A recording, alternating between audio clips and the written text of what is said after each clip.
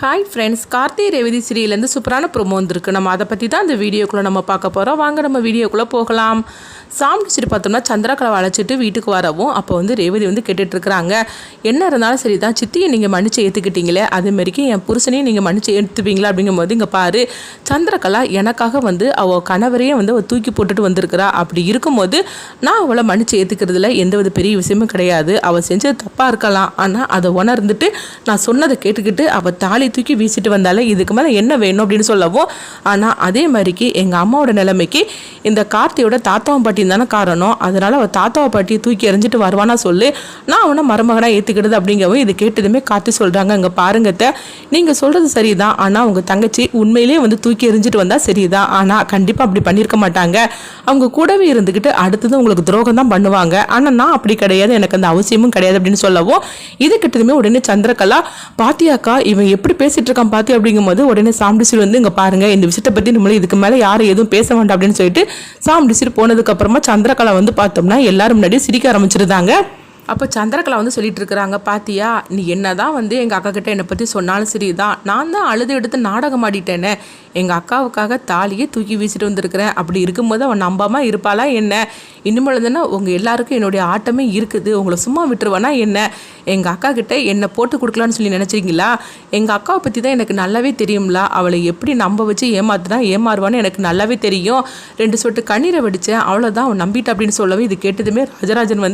சந்திரகலாவை அடிக்கிறதுக்காக வராங்க. நீ இந்த அளவுக்கு துரோகியா இருப்பேன்னு நாங்கள் எவ்வளோதான் எடுத்து சொன்னாலும் சரி தான், ஆனால் உங்கள் அக்கா கறி நம்பாம அவள் எங்களெல்லாம் திட்டிட்டு போறா. இந்த மாதிரிக்கு ஒரு பச்சை துரோகியை கூட வச்சுட்டு இருக்கிறாள,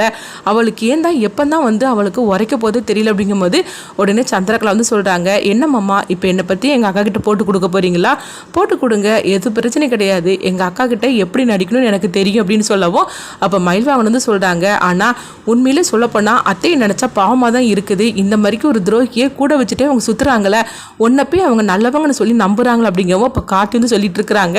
உன்ன மாதிரிக்கு ஒரு துரோகியை அத்தை நல்லவங்கன்னு சொல்லி நினைக்கிறத பார்த்தா எனக்கு அத்தை மேல பரிதாபமாக தான் இருக்குது அப்படின்னு சொல்லிட்டு இருக்கவும் அப்போ ராஜராஜன் சொல்கிறாங்க, இவெல்லாம் திருந்தவே போகிறது கிடையாது. ஆனால் என்னைக்கு தான் சாமுண்டீஸ்வரிக்கு இவளை பற்றின உண்மையை அவள் தெரிய வரப்போதோ தெரியல, என்ன சொன்னாலும் சரி அவள் கேட்கவே மாட்டுக்காள் அப்படின்னு சொல்லிட்டு இருக்கவும் சாமுண்டீஸ்வரியை ராஜராஜன் திட்டிட்டு போகவும் இப்போ ரேவதி சொல்கிறாங்க, இவங்கெல்லாம் திருந்தவே மாட்டாங்க, ஆனால் இவங்களை பற்றின உண்மையை சொன்னாலும் அம்மா நம்ப மாட்டுக்கிறாங்க அப்படின்னு சொல்லிட்டு எல்லாருமே சாமுண்டீஸ்வரி நினச்சி அவங்க கவலைப்பட்டுட்டு தான் போகிறாங்க. ஏன்னா சந்திரகலாவை பற்றி அவங்க கொஞ்சம் கூட புரிஞ்சுக்காம இருந்துட்டு இருக்காங்களா அப்படின்னு. அடுத்தது சந்திரகலா நீங்கள் அடுத்தது என்ன பண்ணணுமோ பண்ணுங்க, நான் தயாராக தான் இருக்கிறேன் அப்படின்னு சொல்லிட்டு சந்திரகலா சிரிச்சுக்கிட்டு போகவும் மயில்வாகனத்துக்கு ரொம்பவே கோபமாக வருது. அப்போ கார்த்திகிட்ட சொல்கிறாங்க, மயில்வாகனம் இவளெல்லாம் சும்மா விடக்கூடாது சகல, என்ன இருந்தாலும் சரிதான், அத்தை பற்றியா அவங்க இவன் மேலே வச்சிருக்கிற பாசத்தினால தானே இவ 2 சொட்டு கண்ணீரை வடிச்சதுமே அவங்க நம்பியிருந்தாங்க. ஆனால் அவள் இந்த அளவுக்கு துரோகம் பண்ணுவாங்கிறத அத்தைக்கிட்ட நம்ம எவ்வளோ சொன்னாலும் சரி தான் அவங்க நம்ப மாட்டுக்காங்களா அப்படிங்கும்போது அப்போ அடுத்ததாக கார்த்தி ஒரு பிளானை போடுறாங்க, இவங்க வழியிலேயே நம்ம போக வேண்டியது அப்படிங்கும்போது என்ன சொல்கிறீங்க, எங்களுக்கு ஒன்றும் புரியலையே அப்படின்னு ரேவதி ரோஹிணியும் மயில்வாகனமும் சொல்லவும் அப்போ கார்த்தி சொல்லிட்டு இருக்கிறாங்க, இப்போ தான் உங்கள் சித்தி தான் தாலியை தூக்கி வீசிட்டு வந்துட்டாங்களா, இதனால் சிவனாண்டிக்கும் இவளுக்கும் எந்த ஒட்டும் கிடையாது உரமும் கிடையாது சொல்லிக்கிட்டு பஞ்சாயத்தில் சொல்லி முடிச்சாச்சு. அதனால் இப்போ நம்ம அடுத்தது என்ன பண்ணலான்னா உங்கள் சித்திக்கு நம்ம அருமையான ஒரு மாப்பிள்ளை பார்க்கலாமே அப்படிங்கிறவும் இது கிட்டதுமே ரேவதி ரோஹிணி சந்தோஷப்பட ஆரம்பிச்சிட்டாங்க. இங்கே பாருங்க கார்த்தி, சரியான ஒரு ஐடியா சொல்லியிருக்கிறீங்க அப்படிங்கும்போது ஆமாம் அப்படின்னா அவங்க கண்டிப்பாக உண்மையை ஒத்துக்கிட்டு தானே ஆகணும், இன்னும் சிவனாண்டிக்கும் அவங்களுக்குள்ள சம்மந்தம் இருக்குங்கிறத ஒத்துக்கிட்டு தானே ஆகணும். ஆனால் இந்த கல்யாணத்துக்கு எப்படியாவது அத்தையை நீங்கள் தான் சம்மதிக்க வைக்கணும், சந்திரகலாவுக்கு நடக்கக்கூட கல்யாணத்துக்கு கண்டிப்பாக சந்திரகலா கல்யாணம் பண்ணிக்க மாட்டேன்னு சொல்லுவாங்க, ஆனால் நீங்கள் தான் அத்தைகிட்ட எப்படியாவது சமாதானப்படுத்தி அவங்ககிட்ட நீங்கள் தான் இவங்களை கல்யாணம் பண்ணுறதுக்கு நீங்கள் சம்மதம் வாங்கணும் அப்படிங்கும்போது இங்கே பாருங்கள் கார்த்தி, அம்மா கிட்ட எப்படி சம்மதம் வாங்கணும்னு எங்களுக்கு தெரியும், அதனால இவங்களுக்கு ஒரு மாப்பிள்ளையை பார்க்க வேண்டியது அப்படிங்கும்போது என் ஃப்ரெண்டு இருக்கிறான், அதனால் அவனை பற்றி கவலைப்பட வேண்டாம், என் ஃப்ரெண்டுக்கு ஒரு சித்தப்பா இருக்கிறாரு, அவருக்கு கல்யாணம் ஆகாம தான் இருக்கிறாரு, அதனால நான் அவரையும் நான் மாப்பிள்ளையை அழைச்சிட்டு வரேன், ஏன்னா இவகிட்ட இருந்து உண்மையை வெளியே கொண்டுட்டு வரணும்னா இதை தவிர நம்மளுக்கு வழி தெரியல அப்படிங்கவும் சரி நீங்கள் அதுக்குள்ளே ஏற்பாடு பண்ணுங்க, அம்மா கிட்ட எப்படி சம்மதம் வாங்கணும்னு நாங்கள் சம்மதம் வாங்கிடுறது அப்படின்னு சொல்லவும் மயில்வாகன் வந்து சொல்கிறாங்க, சின்ன மாமியார் உனக்கு இருக்கு பாரு, அடுத்தது 2வது கல்யாணம், இது மூலமாக உனக்கும் சிவனாண்டிக்கும் இன்னும் சம்மதம் இருக்க தான் செய்கிறங்கிற உண்மையை நாங்கள் வெளிக்கொண்டுட்டு வரோம். நீ எப்படிப்பட்டவங்கிற உண்மையை வந்து அத்தைக்கு தெரியப்படுத்தணும் அப்படின்னு சொல்லிட்டு, கார்த்தி நீ சரியான வந்து நேரத்தில் நீ வந்து இந்த மாதிரிக்கு ஒரு ஐடியா கொடுத்துருக்கப்பா, சீக்கிரமாக வந்து அந்த சித்தப்பாவை வர சொல்லுப்பா அப்படின்னு சொல்லவும் கார்த்தி பார்த்தோம்னா அடுத்தது அவங்க ஃப்ரெண்டு கிட்ட ஃபோன் பண்ணுறாங்க. ஃபோன் பண்ணி இந்த விஷயத்தை பற்றி சொல்லவும் அவங்களும் வந்து பார்த்தோம்னா, கார்த்தி நீ ஒரு நல்ல விஷயத்துக்காக தானே நடிக்கிறதுக்காக கூப்பிடுத, அதனால நான் எங்கள் சித்தப்பா கிட்ட இந்த விஷயத்தை பற்றி சொல்கிறேன் அப்படிங்கவும் கார்த்தியும் சரி அப்படிங்கிறாங்க. அடுத்துங்க பார்த்தோம்னா வந்து சாப்பிட்டு சிரி சந்திரகலா எல்லாருமே சாப்பிட்டுட்டு இருக்கவும் அப்போ வந்து ரேவதி வந்து சொல்கிறாங்க, எங்க பாருங்கம்மா சித்திக்கு வந்து அதாவது என்ன இருந்தாலும் சரிதான், அவங்க தன்னுடைய புருஷனை வேண்டான்னு சொல்லிட்டு இத்தனை வருஷமா உங்களுக்காகவே இருந்துட்டாங்க. இப்போ 10 வருஷமா அவங்க கழுத்தில் கிடந்த தாலியும் இப்போ வந்து அது இல்லாமல் போச்சுது, அவங்க 2 பேருக்குள்ள எந்த ஒட்டும் கிடையாது உறவும் கிடையாதுன்னு பஞ்சாயத்துல சொல்லிட்டு வந்தாச்சு அப்படின்னு சொல்லவும் இப்போ சாம்பிடிச்சிட்டு வந்து இப்போ அதுக்கு என்ன ரேவதி, அதுதான் தெரிஞ்ச விஷயம் தானே அப்படின்னு சொல்லி கேட்டுட்டு இருக்கும்போது, இல்லைம்மா என்ன இருந்தாலும் சித்தியை பற்றி நீங்கள் நினைக்கவே இல்லையே, சித்திக்குன்னு ஒரு வாழ்க்கையை நம்ம அமைச்சு கொடுக்க வேண்டாமா அப்படிங்கவும் இப்போ சந்திரகலா வந்து பார்க்குறாங்க. இவங்க எல்லாரும் சேர்ந்து ஏதோ ஒரு திட்டம் போட்டிருக்காங்க போலுக்கு அப்படின்னு சொல்லிட்டு சந்திரகலா வந்து பார்க்கவும் அப்போ சாம்பிடிச்சிட்டு வந்து கேட்டுட்டு இருக்கிறாங்க, என்ன ரேவதின்னு என்ன சொல்கிற அப்படிங்கும்போது இப்போ ரேவதி ரோகிணி சொல்கிறாங்க,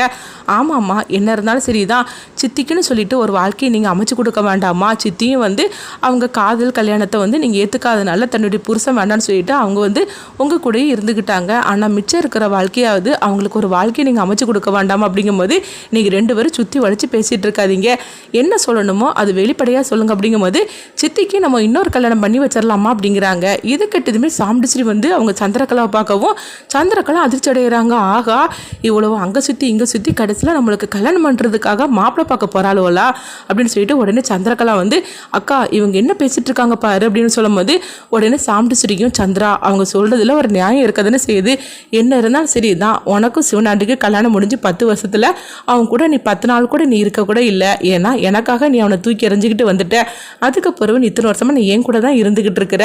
இப்போ வந்து அவனுக்கு உனக்கு எந்த சம்மந்தம் இல்லைன்னு சொல்லிக்கிட்டு எல்லாமே வந்து முடிச்சு போட்டாச்சுது, அதனால முடிஞ்சு போன கதை முடிஞ்சு போனதாகவே இருக்கட்டும், ஆனால் அதுக்காக உன்னை விட்டுற முடியுமா, ரேவதியும் ரோஹிணியும் சொன்னது கரெக்டு தானே, எனக்கு கூட அந்த யோசனை வரல, அவங்க சொன்னது சரியான முடிவு தான், உனக்கு பேசாம நான் வந்து ஒரு மாப்பிள்ளை பார்க்குறேன், உனக்கு 2வது கல்யாணம் பண்ணி வைக்கிறேன், நீ வந்து உன் வாழ்க்கையை நீ வந்து பிடிச்ச மாதிரிக்கு நீ அமைச்சுக்கோ, உனக்கு பிடிச்ச மாதிரிக்கு ஒரு மாப்பிள்ளையை நான் பார்க்குறேன் அப்படின்னு சொல்லவும் இது கெட்டதுமே வந்து சந்திரகலா அதிர்ச்சி அடைகிறாங்க, ஆகா இவ்வளவு நம்மளை இப்படி பண்ணிட்டாலும் இல்லை, இவ்வளவு வந்து எங்கள் அக்கா கிட்ட மாட்டி விட்டுறதுக்காக தான் இந்த மாதிரிலாம் இவங்க பண்ணிட்டு இருக்கிறாங்க அப்படின்னு சொல்லிட்டு இருக்கோம். சந்திரகலா வந்து அதெல்லாம் எனக்கு கல்யாணமும் வேண்டாம் ஒன்றும் வேண்டாம், என் வாழ்க்கையில் கல்யாணங்கிறது முடிஞ்சு போன விஷயமாச்சுது, இன்னும் மிச்சம் இருக்கிற வாழ்க்கையை நான் உன் கூடயே வாழ்ந்து முடிச்சலான்னு முடிவு பண்ணிட்டாங்க அப்படிங்கும்போது, இல்லை சந்திரா என்ன இருந்தாலும் சரிதான், ரேவதி சொல்றது உண்மையாக தான் இருக்குது, உனக்கு இருக்கிற வாழ்க்கையை நீ வாழ்ந்து தான் தீரணும், அதனால வந்து உனக்கு நான் கல்யாணம் பண்ணி வைக்கணும்னு சொல்லி நான் முடிவு பண்ணிட்டேன் அப்படின்னு சொல்லவும் அப்போ ரேவதிட்டும் ரவுனிட்டும் வந்து அவங்க சொல்றாங்க, இங்க பாருங்க 2 பேரும் அருமையான ஒரு யோசனை பண்ணியிருக்கிறீங்க, அதனால நம்ம சமைச்சலாம் அப்படிங்கும்போது, அம்மா நம்ம புரோக்கர்ட்டையும் வந்து மாப்பிள்ளையோட போட்டோலாம் கொண்டு வர சொல்லலாமா அப்படிங்கும்போது உடனே சாம்பிடிச்சிட்டு சரி அப்படிங்கிறாங்க. அடுத்தது பார்த்தோம்னா அவங்க சந்திரகலாவை தான் காட்டுறாங்க. கார்த்தி விட்ட வந்து அவங்க சொல்றாங்க, எனக்கு தெரியும் இது எல்லாமே நீ போட்ட பிளான் தானே அப்படின்னு சொல்லிட்டு இருக்கும்போது உடனே கார்த்தி வந்து சிரிக்க ஆரம்பிச்சிருந்தாங்க, என்னது நான் போட்ட பிளானா, அப்படிலாம் ஒன்றும் கிடையாது அப்படிங்கும்போது எனக்கு தெரியாதா என்ன, இங்க பாரு தேவையில்லாம நீ என் வாழ்க்கையில சீண்டிட்டு இருக்காது அப்படிங்கும்போது இப்போ கார்த்தி வந்து சொல்றாங்க, இன்னும் தானே ஆட்டமே ஆரம்பிக்க போகுது, அதுக்குள்ளே இப்படின்னு சொல்லி கேட்டுட்டு இருக்கும்போது இப்போ ரேவதி வந்துருந்தாங்க, என்ன சித்தி இன்னும் நான் ஆட்டத்தையே ஆரம்பிக்கல, அதுக்குள்ளேயும் இப்பவுமே வந்து நீங்க ரொம்பவே வந்து பதட்டமாயிட்டா எப்படி ஆக்கும், உங்களை பார்க்கறதுக்காக நாளைக்கு மாப்பிளோட்டுக்காரங்க வரப்போறாங்க அப்படிங்கவோ இது கேட்டதுமே சந்திரகலா அப்படியே அதிர்ச்சி அடைகிறாங்க. அடுத்தது என்ன நடக்க போகுதுங்கிறத வெயிட் பண்ணி பார்க்கலாம்.